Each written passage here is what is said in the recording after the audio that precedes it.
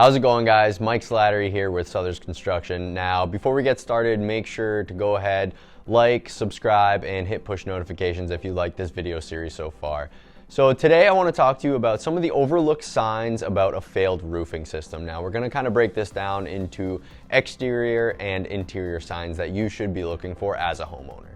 So guys, the first thing we're going to talk about is granule loss in the shingle. Now, what happens is if you look here, asphalt shingles have granules, and those granules are going to naturally run off over time. Now, as you lose those granules, it exposes that base. Now the roof, it's going to absorb heat and sunlight rather than repel it, and that's going to cause that shingle to degrade, start to kind of curl and fray up, and that's going to allow wind-driven rain and debris to get up underneath that shingle and start to damage your decking. That's one of the biggest, clearest signs that a roof is starting to fail, and it's something that you should be looking out for.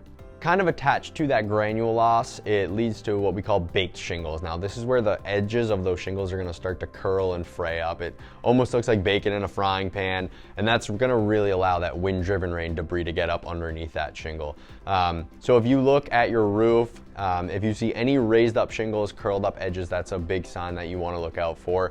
Another thing that could be happening, if you see any lifted up shingles, and that's actually going to be caused from a ventilation issue, or it could be an install error as well.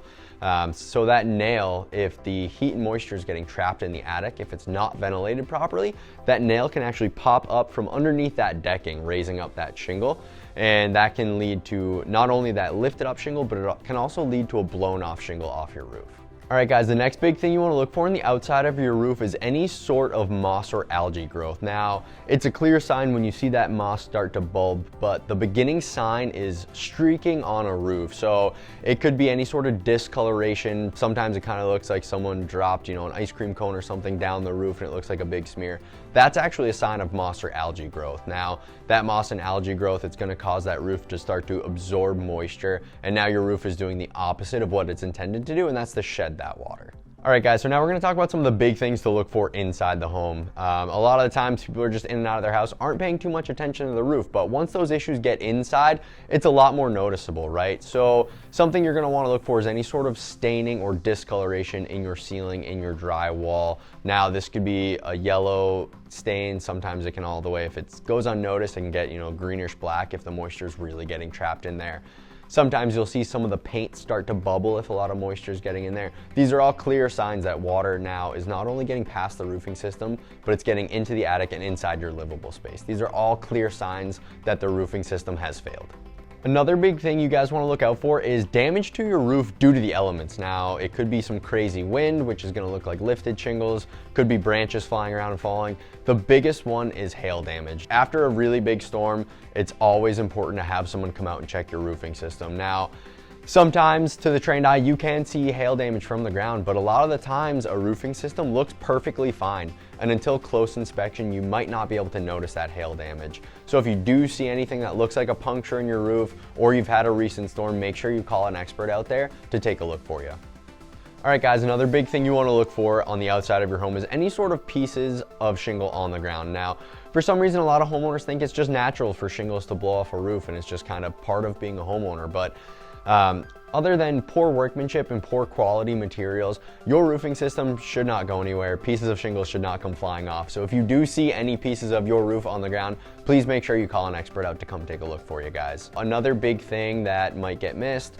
is back to that granule loss. Now, once this happens and the shingle is really compromised, it's gonna wear all the way down past the asphalt, down to that fiberglass base. Now, if you look and you can see sun glistening around the edges of those shingles, that means it's worn down past all the asphalt granules and it's down to that base, and the roofing system is definitely starting to fail. So guys, the roofing system, it's kind of a two-sided coin. Yes, the exterior you want to make sure is intact, but you also want to check the attic space and make sure that the roofing system isn't compromised.